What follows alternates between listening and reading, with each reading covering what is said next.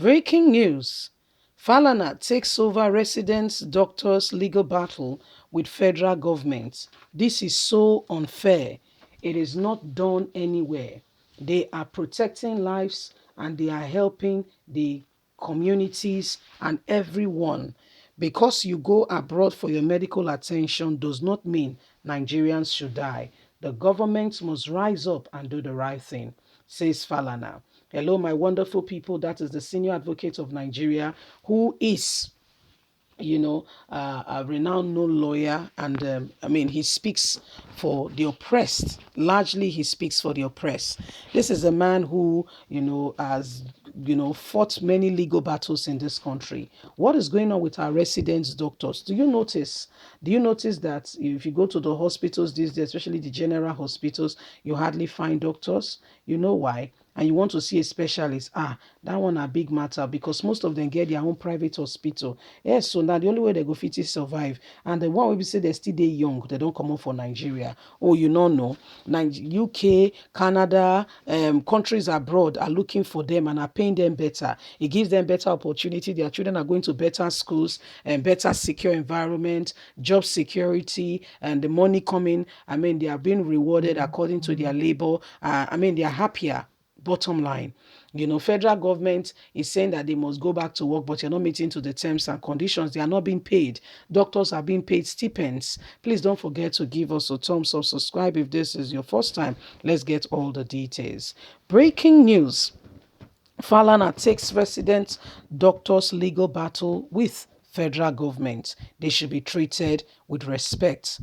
Foremost human rights activist and senior advocate of Nigeria, Femi Falana, will be representing the Nigerian Association of Resident Doctors, NARD, in their legal battle with the federal government.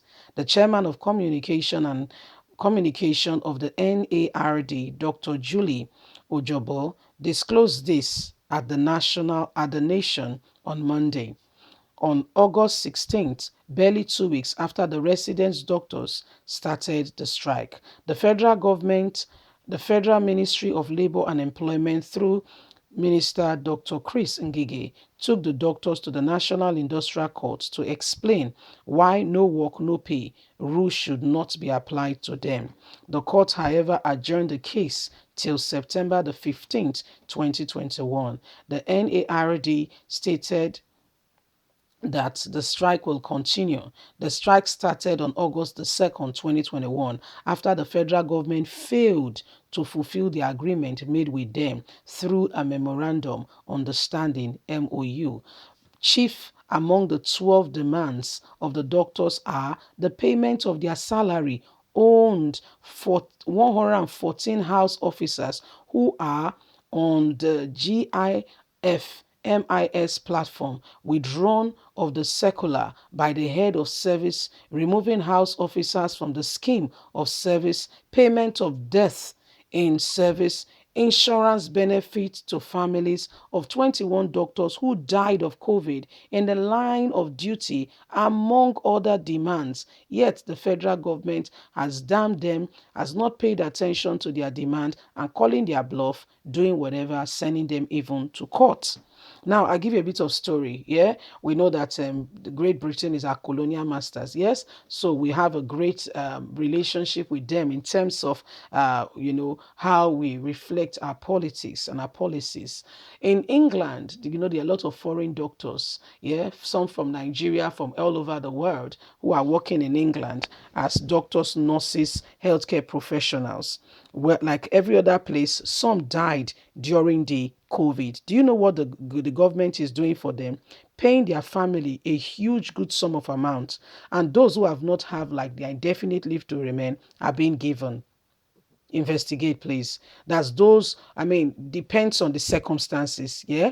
Yeah. And I also know of somebody who lives in England whose visa was also expiring. Yes, and her visa was also almost expiring. And guess what happened? Because she worked with NHS. NHS is the medical whatever in England. Yeah, because she worked with NHS, she was given visa because she worked And guess what? She was an administrator. She was not a nurse. She was not a doctor.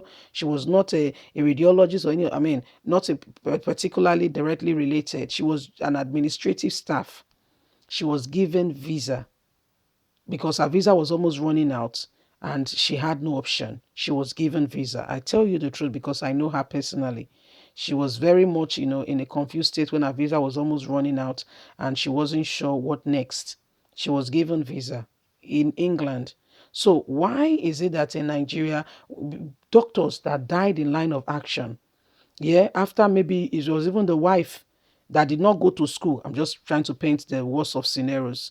Both of them were going to school, but one person had to drop out. The wife said, okay, you are already studying medicine. It will open better door for us. You study. Let me go and work so that I can pay the school fees. They got married and they are believing that, like, okay, their life is set now. Here comes COVID and he died in line of duty. Do you know that family now is suffering? Nothing from the government to say, let us elevate the suffering of this family. Let us pay something to this family to assist them. They died 7, nothing whatsoever. So you think if that kind of person opens his mouth in bitterness and speak over this federal government, they will not have it being done to them? Because they are looking after their children, their school children are schooling abroad and getting the best of care, whatever. And guess what? Other people are suffering mercilessly. Is that how it should be?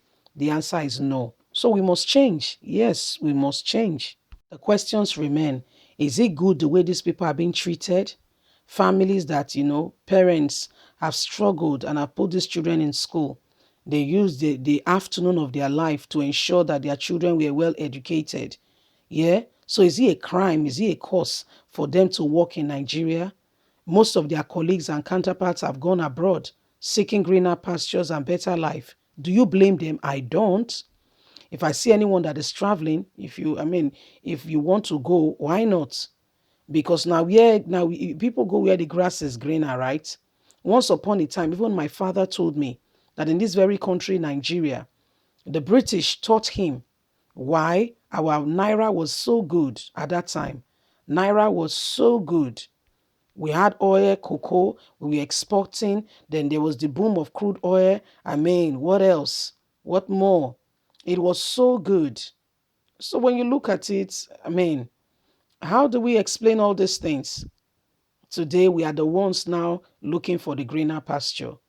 God will help us. Leave us a comment. Please don't forget to like us, share, subscribe.